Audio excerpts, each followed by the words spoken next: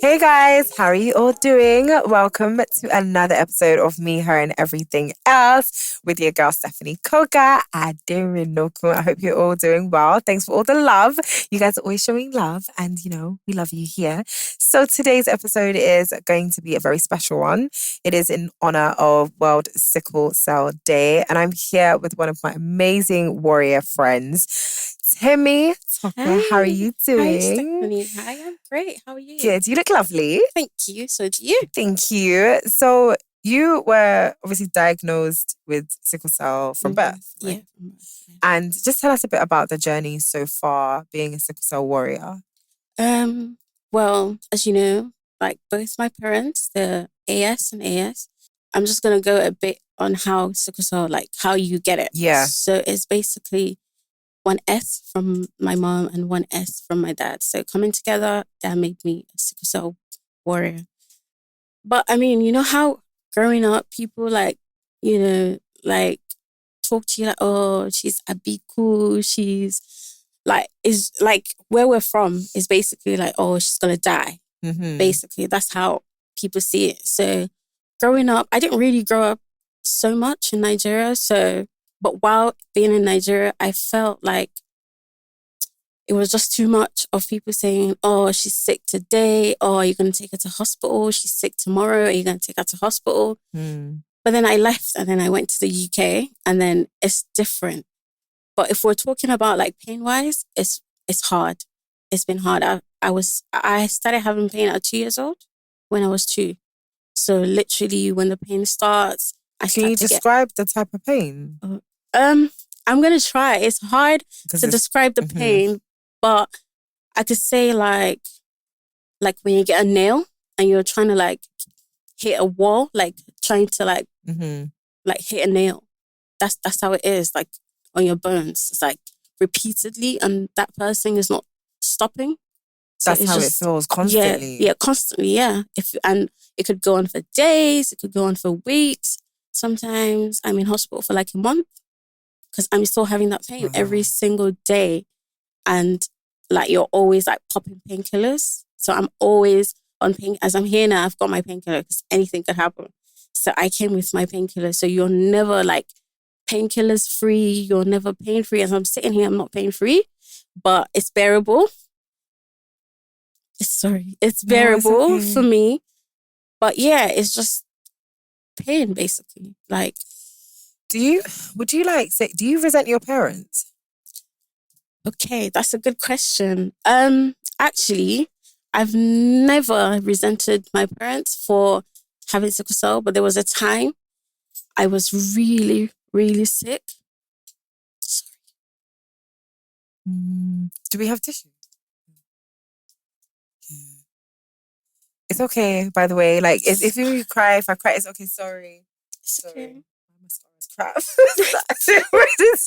It's okay, I'm guys. so sorry, guys. This is gonna be a very emotional episode. So maybe you should also get your tissue. Yeah, because this is a real life. This is something that women and men, young boys and girls are going through. And I'm just so grateful for Temi to open up and share her story with us. So you're gonna have to bear with us because we're gonna have a couple of moments. So yeah, I was so sick and I was pregnant with my son, and I literally like said to my mom, I was like, you're the reason, like, I have this sickle cell. I wish you didn't give it to me. Like, you're the reason I'm suffering.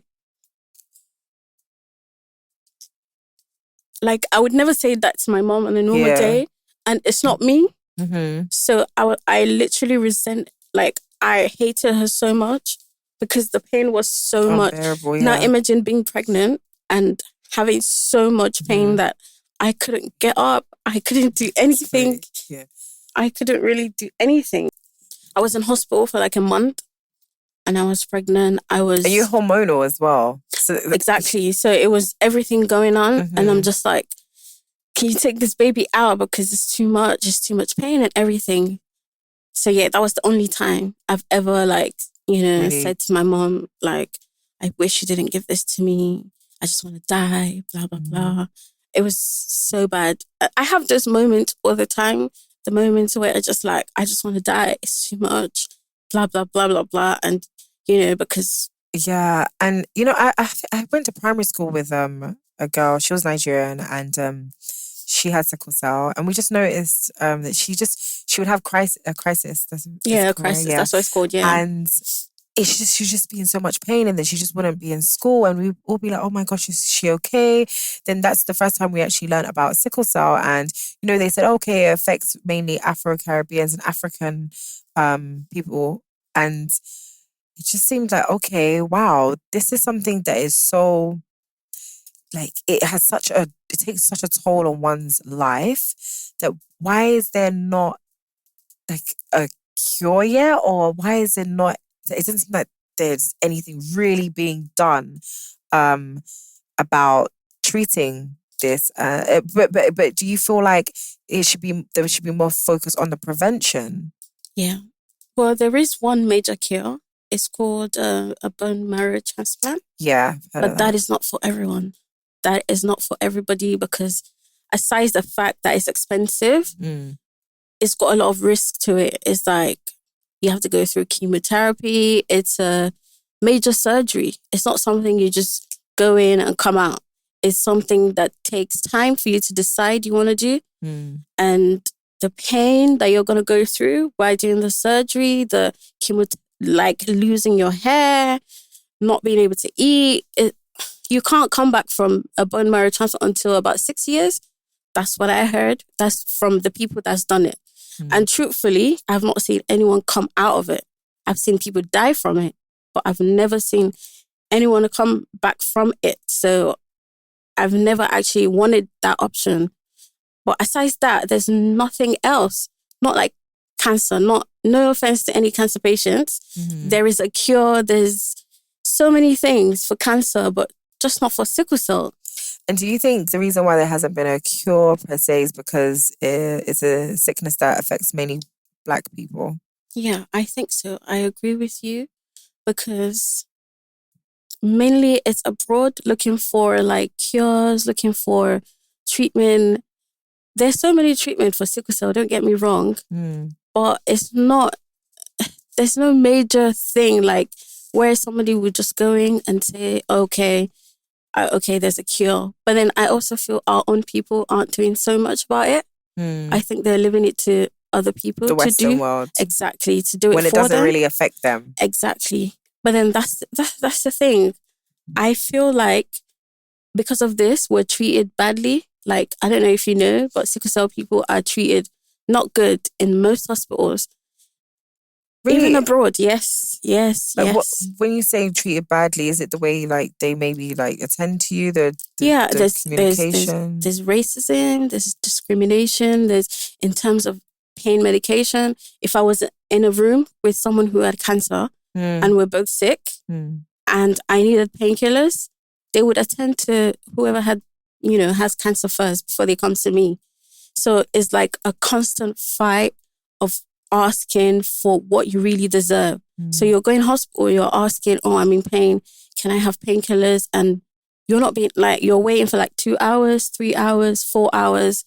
And you're just there because they think, oh, she's Black. She's here for the meds. She wants to get high on the meds, things like that. So really? Yeah, that's what I'm telling you.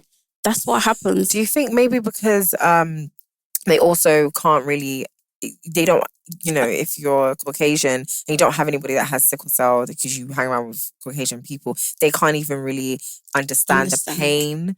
And I think maybe it's being played up. Exactly. Yeah, I think that's in the mix as well. They don't have people that have sickle cell in a Western world. So they don't understand like how much you feel or how you feel. You're just being treated by the books, basically. So if the book says, oh, Temi is in a pain over 10 and this is how she should look. So the doctor comes and expects you to look what the book says. But I'm looking what my body says. So they come and if you're not, looking what the book says, they tell you, oh, it's not real. Oh, we can't give you painkillers. Oh, we can't do this. So it's a struggle. And I think the struggle wouldn't be if our own people, like literally trying for us, trying to put everything out there, like this is how they feel, this is how it should be. You know, it's not by the books. Yes, we understand you went to school, you studied medicine for years, but then I feel the pain. I know what's wrong with me, but you know, you don't listen. What about this? Talk about prevention, because you know there's always been this like conversation around people getting married and they knowing fully well they're AS and AS, and they're deemed as being kind of like selfish and not thinking about their children. What is your take on that? Because you're married. Yes, I am. And so you're SS, sorry. Yeah, I'm SS. And would you have married somebody that was AS? Would that be an option for you? I mean, looking at the pain I go through, no. It would never, ever be an option. But if I had money, loads of it, it would be. Because there is it's called PGD, pre-implantation diagnosis. I think that's what it's called. I'm not sure. Pre-genetic testing. I think that's what it's called. So they like take out the, you know, genes that don't have sickle cell and put it back, just like IVF and all. So there's an option, but it's expensive. Yeah. And the site's been expensive. You have to go through the needles and all that stuff. So it's not for everybody. Do you understand? So there's so many people in my DM saying, "Oh, I love this guy, is AS. What do you think from your point of view? Should I be with him?" I'm like, no, I'm sorry. No. I say no first and then I go, but you can do this, and that. But to your question, I would say no, please. Do not, AS and AS, do not get married. I'm saying it again, please do not get married and check your genotype. A lot of people don't know their genotype stuff. Like, I have people in my day, they don't even know what their genotype is. So people go and get married without even knowing. You know, if I have a friend, she just found out she had sickle cell at 30? Because all her life they've lied to her in Nigeria that she's AA. And how did she find out she was pregnant? And then, you know, all this testing that we're doing that they do to make sure your child does not have and then she found out she was sickle. How is that possible? Is it possible for your cells to mutate? Like, no, she's always had it. It's just a thing.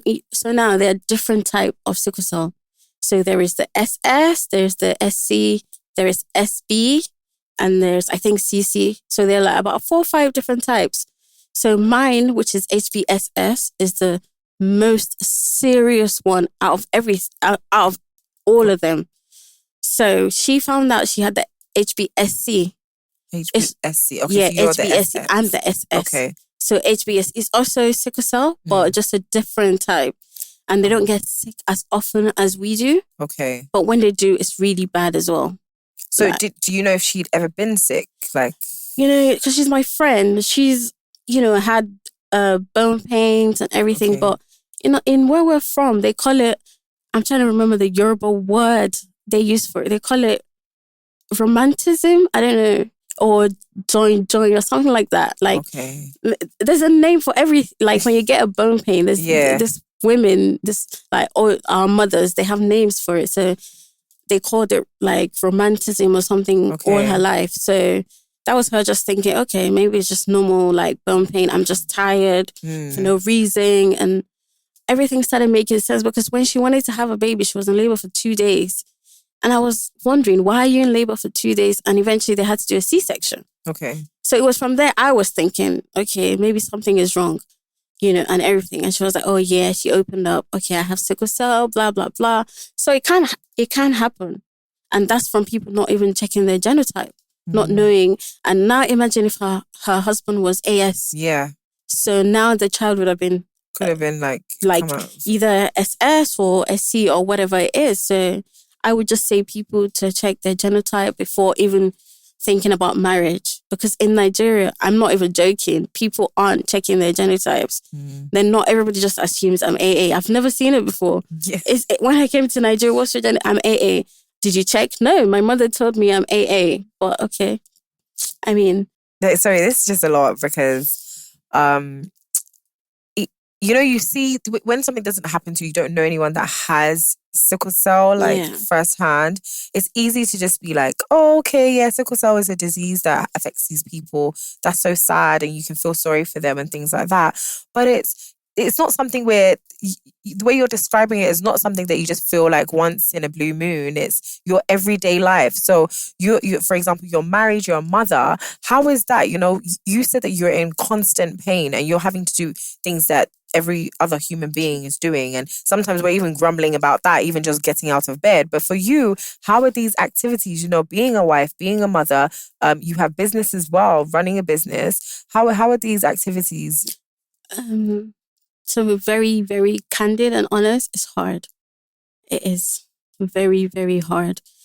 Being a mom is, you know how it is. It's so difficult. Like, even to get out of bed this morning, my husband's like, Stephanie was so special to you. And I'm like, she is. And I'm going to go. Like, getting up early in the mornings are so hard for me. Like, literally, I like to sleep because I don't sleep at night. I get pain through the night, and it's worse at night. You know what? Going back to your husband said Stephanie must be really special to me. Temi is actually really special to me, actually, because I met her on a flight and we were about to put, oh my God, I'm going to cry. I was pregnant and I was leaving Nigeria. Yeah. And I was like, I don't know, I was holding my laptop and then I was pushing my thing and I was like, pushing my belly as well. And I was like, oh, and then I was also hiding from people. Like, I hope nobody sees me. And then she's like, oh, do you want to help? And I was like, oh my gosh, yes, please. And she helped me all the way onto the plane and we were talking. I don't know if we were talking in the lounge. I can't remember. In the lounge, yeah. In the lounge, we were talking in the lounge. She was helping with my bag and I was like, oh my gosh, she was such a sweet soul. And then when we were on the plane, like we spoke, and then when I landed, I was telling my friend and my mum that, oh my God, I'm so happy that I met this angel. Like I met this human being that helped me, and that's how we became friends. And became friends, yeah. And then she told me she was pregnant, and then I was like, you not knowing she was pregnant when she right was there. helping me, and I was like, oh my God, this is so beautiful. So you know. Yeah, but yeah, that's thank you so much for coming. And yeah, I just saw your husband knows why how you're able to get out of bed. Like, we're so appreciative. No, it's fine. But I mean, yeah, as you were saying. Yeah, it's hard. Just like, I need help all the time. I need so much help with my son. It's not easy. Sometimes I cry because it's okay. Because I can't do so much for my son.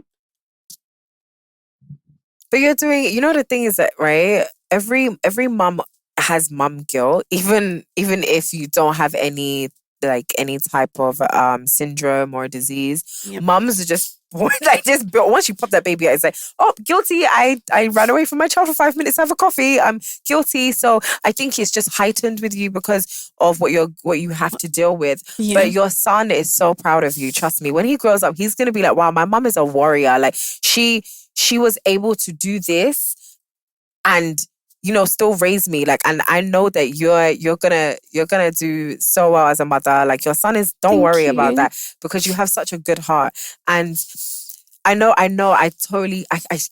would love to try and just really get into your head, but I know as a mom, like, how hard it is to be a mother. So when it makes you want to break down and cry, just know that you are so special. And for you to have even given birth, do you know like how strong you are? Because even you telling me about your birth story, you were pregnant, you had the baby, and then you both contracted COVID. Yes, we did. Yes. My son was a month old, like 1 month, and we were still in hospital because I couldn't leave because I had a crisis. It wasn't time to have my baby yet. But because, you know, like, to even conceive when you have sickle cell, it's hard.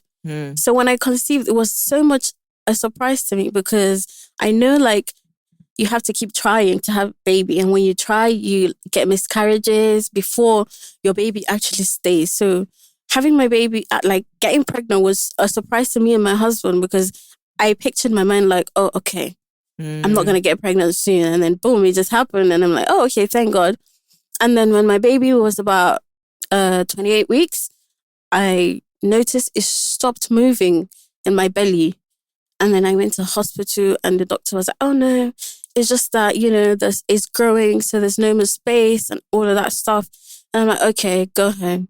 And then after 32 weeks, was it 32 weeks? I went back and like something is wrong. Like my baby is an active baby. Why is he not moving? And then I had a crisis. It was so bad that I had to stay in hospital for weeks. It was so bad. So they had to like keep checking my baby all the time to make sure that he was okay. And then there was a day, I can't remember, I think they do this, what's it called? Ultrasound? Yeah. Yeah. And then the sonographer was like, oh, your belly is going down instead of going up. And I'm like, what does that mean? That it means that your son is not growing anymore. And I'm like, what do you mean my son is not growing anymore? So, oh, don't worry, we're going to do a special scan. Okay, and then I went to do a special scan with my husband. And then the sonographer there was like, oh, I'm sorry, you can't go home. The fluid in your baby is now like halfway and we need to take the baby out. This is 32 weeks? I think it was 32 weeks or 35 weeks. I'm not sure which, but it was like, it was like 6-7 months thereabout. And I was like, okay, so we need to have this baby. And he was like, yes. I was like, oh, okay. Okay, so why? I asked, so why is it that my baby stopped growing? And then she's like, oh, because you have sickle cell, there is, a chance your baby stops growing, the fluid to reduce or for you to have a baby prematurely and stuff like that.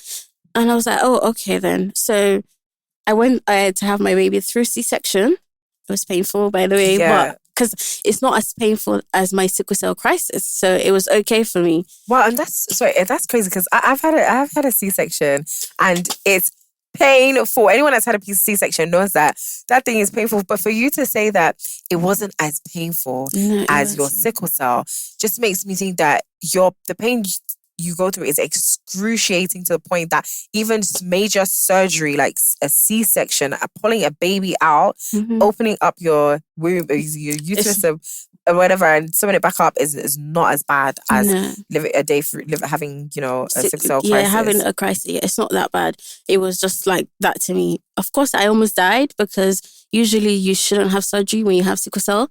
It's hard because then you lose a lot of blood. Oh, right. And then that causes crisis. You should see me when I had my baby. I was like hooked to so many machines in my mouth, in my nose, in my face. Like you couldn't recognize me because it was so bad. I lost so much blood. My mom was crying everywhere. She was like, oh, I was like, oh, okay, yeah. But it wasn't as painful. But then after like 3 weeks, 4 weeks, and then they did a COVID test while we were still in hospital. And they're like, oh, you got COVID? And I'm like, okay. I started crying straight up because I'm like, what? We had what? She said COVID. And then I just called my mom. Oh, they said Ruhan, that's my son's name, Ruhan, has COVID. And then my mom just started crying. We all started crying. It was tough. It was tough because my son was just 1 month. And you know how it is seeing them like putting needles in your baby. Literally 1 month. Like they were just poking him everywhere. No veins, nothing. Like they had to scrape his head eventually to put a needle in because he lost blood from having COVID. So they had to give him transfusions. I was also with, drips, getting painkillers. I was hooked to mine and I had to take care of him at the same time. So now imagine having a crisis and having to take care of my baby at the same time. So people must really, because your stories, I can't really fathom, and also nobody here can really understand the pain. Even if we want to say, okay, well, we sympathize with you, but do you even want the sympathy from people? Because people will just say, oh, so sorry, Bele, so sorry this happening to you. But what can people do to actually really help people that are going through the sickle cell? Okay. One thing we warriors hate the most is sympathy. Sympathy and pity. Yeah. Don't pity me. I know I have this illness. Yeah. So what you can do is just, oh, okay, how can I be helpful to you? Do you need anything? How is the pain? Do you need me to rub your legs? Do you need me to massage it? Stuff like that. Because trust me, Stephanie, people are so insensitive. Especially when you have pain. I've had, people tell me, just try and hold it. Like, Yeah, try and hold it. in Nigeria, people always want to like suffer and smile. So they're like, Exactly. oh, just try, be strong, and try to be strong. Try and hold. Am I not trying to be strong? I am, but I can't. Like, it's so bad that when I was in hospital the last time, I hide how my pain is. It's so bad that if I'm in pain, like I'm talking to you right now, I'm in pain. I'm maybe like a 5/10. And this is how I am. This is how I've been masked to hide my pain, because I don't want to look like I need pity from anyone that will say, oh, you're not even strong. Look, there's someone that said to me before, oh, you like to abandon your child at home. Oh my God. People are so insensitive. So I just think if you don't have anything nice to say, do not say it at all. Do you get what I mean? Like, oh my God. Like, how do you say that to someone? Okay. Okay. So, like, I had to tell my doctor, I was like, you know what, I'm going home. And he's like, why? What happened? You're not even okay yet, so why do you want to go home? And I had to tell him, like, someone came and said, I like to abandon my child. And I'm just like, what? And he's like, why would they say that? Do they think it's easy to be here? Stephanie, I go through injections daily, painkillers daily, so many things. And then you come and then you tell me, oh, you just like to abandon this child. And it's bad. It's so many. If I start saying the things people say to me, you wouldn't like it. You wouldn't like it. It's really bad. I actually can't believe this, but okay. So, because I don't want to, my crying is going to make me cry even more. Please don't cry. I just feel like I'm lost for words. I can't believe it. I was actually going to ask you about marriage and how that's been, because obviously being a woman, you know, we're expected to do certain things, and we want to do certain things. We want to be there for our husbands and stuff like that. Can you just give us like an insight into what it's like for some sickle cell patients? Sickle cell warriors. How it is being a wife from your experience, like, because you're constantly in pain. So I'm trying to understand what you are able to do that you're not when you're not in pain. Like, what duties can you do? Bearable days. I wouldn't say not in pain, but I do have bearable days. But being a wife is hard as well. Shout out to my husband. He's a really kind man. He is. Sorry, did you ever have a doubt that you would get married or you would find someone? Okay, growing up, because I grew up a Muslim, my religion, my religion helps me with my sickle cell, because in Islam, we're told to look at things from God's perspective. Like, whatever I've given to you is a test, and there's a reward for you in the hereafter. So what I'm going through is there's something waiting for me, like out there, and like, wherever we go to when we die. So it actually helps me to have like positive mind to everything. So I didn't think I would never get married. I knew someday somebody would come along. I knew it was going to be hard, but I knew somebody was going to come along, because trust me, I had people who didn't want to be with me because of my sickle cell. I had men who said, oh, my mom said no. And I had an ex that said, oh, I'm just scared you're going to stand up one day and die on me. That was what he said. That was his reason for breaking up with me. So, but I didn't think that I wouldn't meet my husband, wherever he was, at whatever age. I wasn't in a rush either, because whoever wants to be with me needs to, be patient, be kind, know how to take care of me, not too easy to get angry, because there are times I can't do my duties as a wife. And imagine just not marrying someone who's kind enough to understand that, okay, my wife can't do this. I need to be understanding. Do you understand what I mean? So yeah, I never thought that I wouldn't, get married. Okay, this is probably our most emotional episode ever, but most enlightening and informative. Tissue, please can we get more tissue? But yeah, on that note, Temi, thank you so much for being so open and Thank you. brave. And just really, because, you know, a lot of people out there that don't understand the pain that people with sickle cell go through, and even people that have sickle cell, they will be so appreciative of someone sharing their, you know, the pain that they go through, so that others can be more sensitive and understanding towards what it is to deal with sickle cell on a daily basis. Yeah. And yeah, but you know, shout out to you, girl. You Thank are a warrior. you. Like Thank you you are for so having many me. things. You are a kind person. You're a loving person. You are so fulfilled as well. You're a mother. So many people want to be mothers. They want to be wives. They want to be business owners. You know, they want to be cute. They want to be beautiful. Yeah, They want to have it's not friends. easy, You know, so you yes. have so much. You I know, have, and it's and just I'm grateful. yeah, and yeah. No, I'm happy that you have been able to share your story with us, and we Thank are so you. grateful. Thank you so much, Temi. Thank you for having me. Guys. Thank you, Stephanie. Yes. Round of applause for Temi. Yes. Virtual clap as well. Thank you guys so much for watching this episode. I hope it has been very enlightening for you all.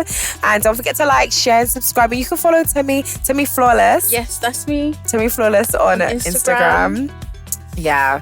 And we're sending so much love to all the sickle cell warriors out there.